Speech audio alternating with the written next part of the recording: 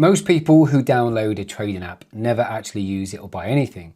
Not because they're lazy, but no one's really showed them what kind of portfolio to build. No one really knows what it looks like, but in this video, I'm going to tell you in 5 minutes. It's 4 layers, but it's the order that you do things that matters most. I'm not a financial advisor. My first investment outside of a savings account with a kid was in Bitcoin. So off the bat, I've already made more mistakes than anybody else. Give me 5 minutes. I'm going to give you 4 layers to the portfolio. I'm not going to name a single fund or an index or a share that you should buy today. And that's the entire point. And at the end, I'm going to explain exactly why. So unfortunately, you got to wait till then.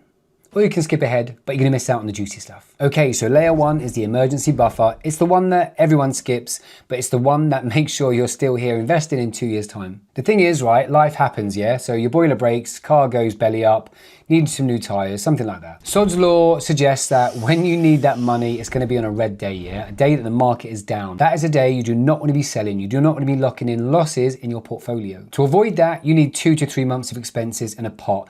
Not in your current account, because you'll probably spend it. Stick it into a cash ISA or a premium bond, somewhere where it's gonna take you a few days to get. Stick it somewhere where actually the problem may solve itself in that time. Layer 2 is the wrapper, right? So before looking at what we're gonna buy, we need to look at where we buy it. When you open up your trading app like 212 or capital.com, something like that, you're gonna be offered these accounts. You're gonna be offered a GIA, a general investment account, and you're gonna get offered a stocks and shares ISA. The general investment account sounds quite straightforward and good for you. Stocks and shares ISA sounds a little bit more complex. But the reality is, stocks and shares ISA is the one that shelters all your gains from UK tax. The crazy thing is, you can buy everything in the GIA that you can buy in the stocks and shares ISA.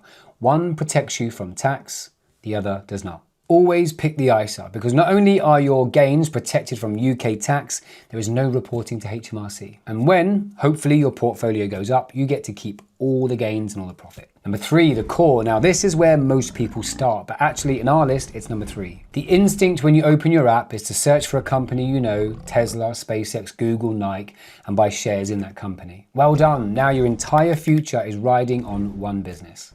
Don't do that. That's not what you need to do. The core of your portfolio is 80% and it's boring. It's broad, it's diversified funds across years of historical performance across thousands of companies. Which means that if one of them has a bad day, it doesn't wipe out your entire portfolio. Typically, you'll split that 80% across 2 or 3 funds to ensure that you're really diversified. The core of your portfolio is intended to be dull because dull works. The intention is to invest in the core, close your app for 10 years, come back a richer person. You see, the thing is, markets go up as well as down. The core of the portfolio is designed to survive both of those. Number 4 is the satellite. Now, purists and investment evangelists will tell you to stop at number 3, which is great when you consider the maths, but most purists are wrong about people like you and me. You see, bored investors always sell at the wrong moment. They panic. A small allocation into things you find interesting, whether it's tech, entertainment, sports, finance, that's the stuff that's interesting to you. That will keep you interested in investing. Think of it as play money that you can afford to go up and down, but you've got to keep it very, very small,